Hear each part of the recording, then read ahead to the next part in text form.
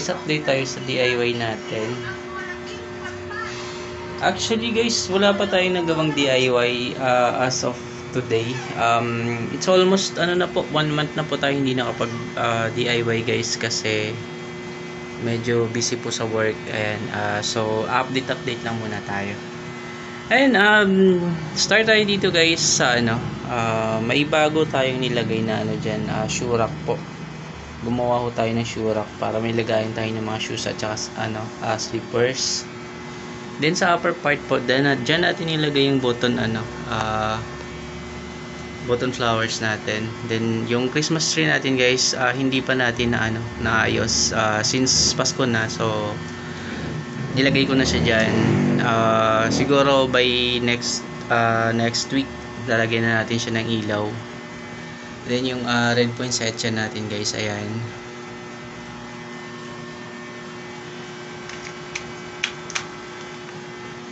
Tapos yung mga flowers natin guys, yun pa rin, walang nagbago. Ayan sila. Then itong aquarium guys,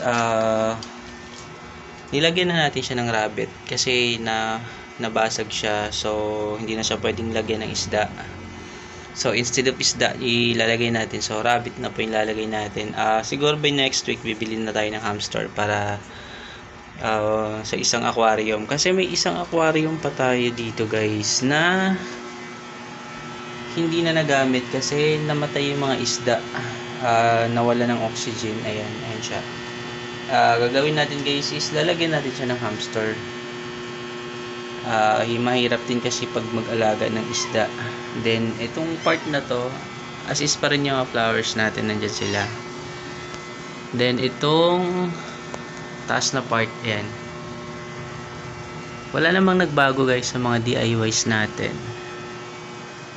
Ito lang yung nagbago kasi meron na po tayong dalawang rabbit guys. Ayan, si Luna, ayan siya, cute nila. Then meron tayong 2 cats, kakaligo lang nila, pinaliguan ko kasi matagal nang hindi nakaligo. Ayan yung black natin. Then ito yung isa. So far wala pa silang pangalan, nakalimutan ko yung pangalan nila kasi hindi ko sila masyadong naalagaan kasi nasa cage lang sila. Ito lang lagi nating nilalabas sa cage kasi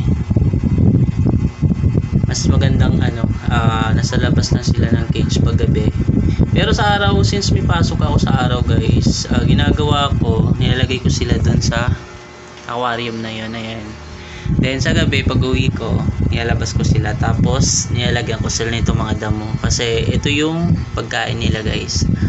Hindi po pwedeng pakainin sila ng mga gulay kasi may chance na mag-die sila. So yung recommended po sa rabbit is itong damo, paragis po tawag natin dito.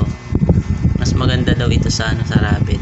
Then hindi natin sila pwedeng hindi lagyan ng tubig kasi from time to time umiinom sila ng tubig. Ayan, pagkatapos nila kumain, umiinom sila ng tubig. Then itong pusa ko, makukulit ito guys, makukulit yan. Ayan silang dalawa. Yung isa makukulit yan, kaya lang basa, kaya ayaw nilang gumalaw ng gusto. Pero sila guys, masyadong makulit, naninira ng halaman. Actually konti na lang yung halaman ko guys kasi sinisira nilang dalawa.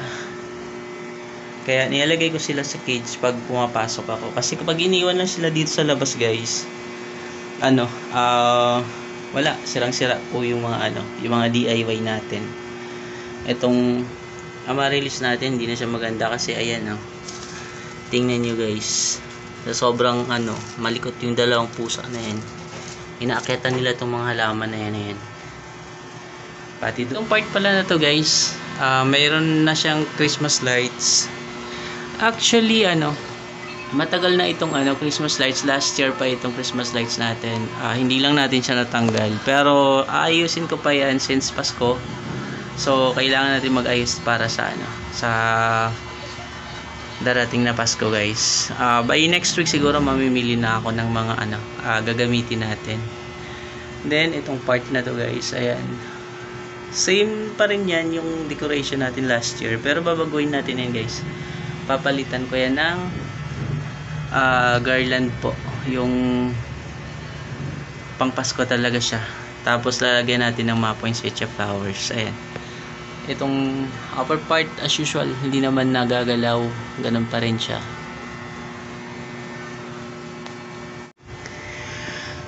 Alright guys, thank you for watching po. See you in my next vlog. Bye po.